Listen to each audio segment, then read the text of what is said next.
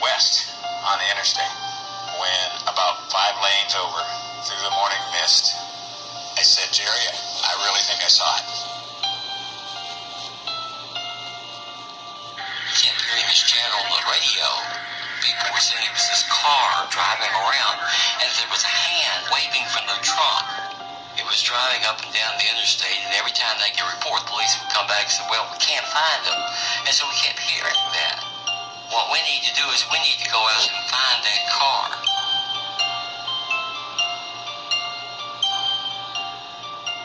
When Garland would get a location, we would head to that location or that area, Took us probably 3 hours or so, The longer we went, the doubt kept growing that we weren't going to find it.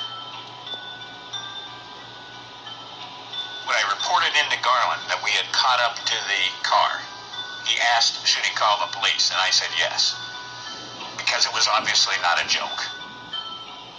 I sort of stayed back far enough that they didn't know we were following them. Mark was the passenger, and I said, Mark, steer the car while I stick my head out and take a picture of it.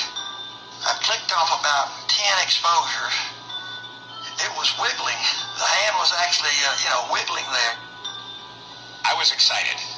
I think Jerry was trying to calm me down. I didn't think maybe they could be dangerous. I thought they were dangerous. Otherwise, why would they have this person in the car? That something was not right. We were totally focused on the chase, on sticking with them, on not losing them. And Garland the whole time is telling us, stick with them. By this time, I think they figured out they're being followed. They know we're following them. I told Mark then, I said, Mark, I'm fine with chasing them all over Birmingham until we find out what's going on. I said, but if they turn around and point a gun at us, I'm going the other way. We would follow them out of through this residential area. If they threw it in reverse, we'd throw it in reverse. And as we're headed out of this residential area, from the distance we see this convoy of Birmingham police cars, blue and red lights turning furiously. They kind of pen the car in. We come up from behind. They pop the trunk, and this guy would later reveal he'd been in there about 14 hours, heard them discussing where to finish him off or dump his body.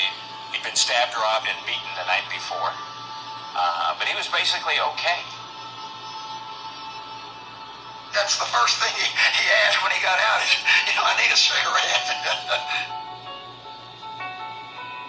We headed back to the news building. We get off the elevator on the 4th floor, and the newsroom erupts in applause. I went home and went to bed, just to rest, get some rest. And they called me up and said, Jerry, you need to come back down here to get your picture taken. I said, why? They said, because we're going to run it up with this story, These pictures went all over the world. I heard about people seeing them in Tokyo and Rome, Italy. My folks were in Germany. They pick up the International Herald Tribune, and there's this picture of a hand sticking out of the trunk of a car with their kid's name in the caption. It was so unusual. I mean, you just don't have hands sticking out of the trunk every day. It was just really strange. Recalling my career, that's probably the most famous of it as far as I'm responsible for. My 15 minutes of fame, so to speak. We couldn't get away from it. I mean, we had a responsibility, a moral responsibility, a journalistic responsibility to stay with that car. It just had to work out that way.